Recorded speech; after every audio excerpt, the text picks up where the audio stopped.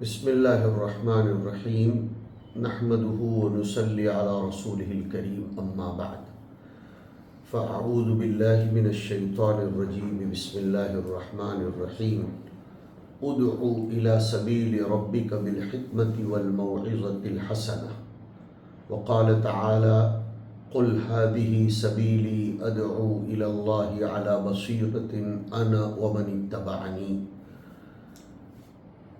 وقد ورد في الأثر عن محمد بن سيرين رحمه الله تبارك وتعالى كما روى عنه الإمام مسلم رحمه الله في مقدمة كتابه الجامع الصحيح فقال إن هذا العلم دين فانظروا عمن تأخذون دينكم. معزز سامعین سامعات، یہ دور ٹیکنالوجی کا دور ہے اور ٹیکنالوجی اللہ تبارک و تعالیٰ کی بہت بڑی نعمت ہے. ہر چیز کو پوزیٹیو تھنکنگ سے لینا یہ نبی اکرم صلی اللہ علیہ وسلم کا پیغام ہے، بلکہ کتاب و سنت کے مزاج سے یہ بات پتہ چلتی ہے کہ تخریب کے نقشوں میں بھی تعمیر کا پیغام ہوتا ہے. لہذا سب سے پہلا پیغام یہ ہے کہ سوشل میڈیا کے باب میں بہت زیادہ تشدد نہ برتتے ہوئے اعتدالی نقطۂ نظر سے سوچ کر اس کا صحیح استعمال کرنا چاہیے. کوئی بھی نعمت اپنے مصرف اور استعمال کے اعتبار سے اچھی یا بری بنتی ہے. قرآن کریم نے مال کو ایک طرف خیر بھی کہا ہے، ایک طرف فضل سے بھی تعبیر فرمایا ہے، اور دوسری طرف فتنہ بھی اس کے باب میں ارشاد فرمایا ہے. ٹھیک اسی طریقے سے یہ سوشل میڈیا کی نعمت بھی ہے.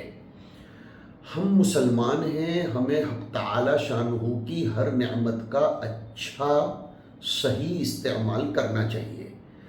ہمیں سب سے پہلا پیغام اقرأ کا دیا گیا، علم بالقلم کا دیا گیا، اور قراءت جیسے کتاب کے ذریعے ہوتی ہے، قراءت جیسے دیگر ذرائع کے ذریعے ہوتی ہے، اور جیسے کہ علماء نے لکھا کہ آلات استفادے میں سے اہم ترین آلہ یہ اذن یعنی سننا، دیکھنا اور سمجھنا ہے. حق تعالی شانہ نے یہ سوشل میڈیا کی نعمت کے ذریعے ہمارے لیے سننے کے ذرائع میں سے ایک اہم ذریعہ فراہم فرمایا، دیکھنے کے لیے ایک ذریعہ فراہم فرمایا. اس لیے کہ تعلیم جیسے باللسان ہوتی ہے ویسے اشارات کے ذریعے، اپ ڈاؤن کے ذریعے تعلیم، یہ بھی اس وقت کا بہت بڑا پیغام ہے. حق تعالی شانہ ارشاد فرماتے ہیں کہ اپنے رب کے دین کو، اپنے رب کے مشن کو دنیا میں عام کرو حکمت کے ساتھ. اور حکمت کا معنی بہت زبردست بعض علماء نے بیان کیا کہ جس وقت جیسا تقاضا ہو اس کے مطابق دعوت کو پیش کرنا.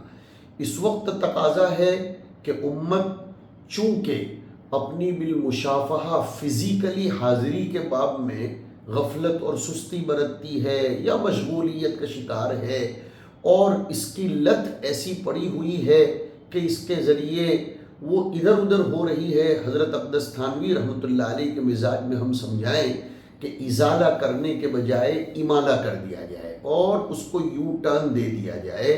لہذا یہ جو سوشل میڈیا کے ذریعے دروس کتاب، دروس حدیث کو نشر کیا جاتا ہے، ہم اپنے سامعین اور سامعات سے کہیں گے کہ اس کو نعمت سمجھیں اور اس کا صحیح استعمال کریں.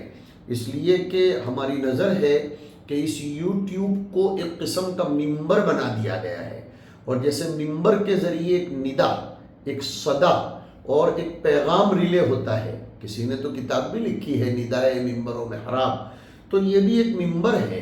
اس کے ذریعے دنیا میں اپنی فکر کو عام کیا جاتا ہے.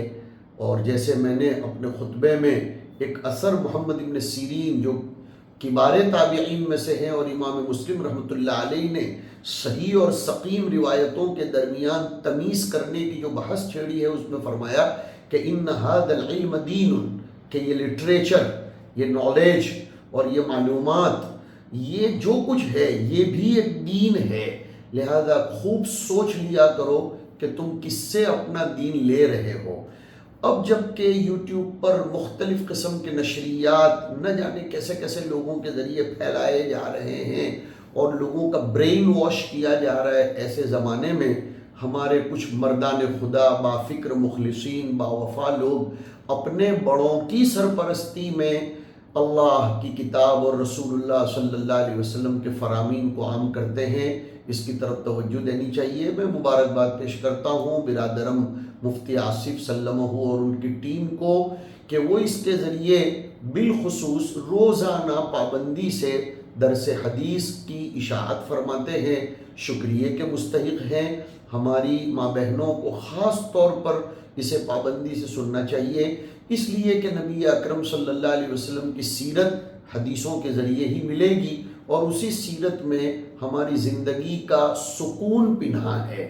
اس لیے کہ آج کل عورتوں کو زیادہ تر سکون کی تلاش ہے، اور سکون الا بذکر اللہ تطمئن القلوب، ذکر کا معنی معاف کیجئے صرف تسبیح پھرانا نہیں ہے، ذکر کا سب سے پہلا مصداق قرآن کریم ہے کہ انا نحن نزلنا الذکر، اس قرآن کی تشریح ہے احادیث طیبہ، لہذا اپنے گھروں میں سکون پیدا کرنے کے لیے، خاندانوں میں جوڑ پیدا کرنے کے لیے، ذہنی اطمینان کے لیے ان دروس کو پابندی سے سننا چاہیے۔ حق تعالی شانہ ہمیں نعمتوں کے صحیح استعمال کرنے کی توفیق دے، اور اچھے اور برے کے درمیان تمیز کرنے کی صلاحیت ہمیں ودیعت فرمائے۔ وصلی اللہ علی النبی الکریم وعلی آلہ واصحابہ اجمعین، والسلام علیکم ورحمۃ اللہ وبرکاتہ۔ جزاکم اللہ۔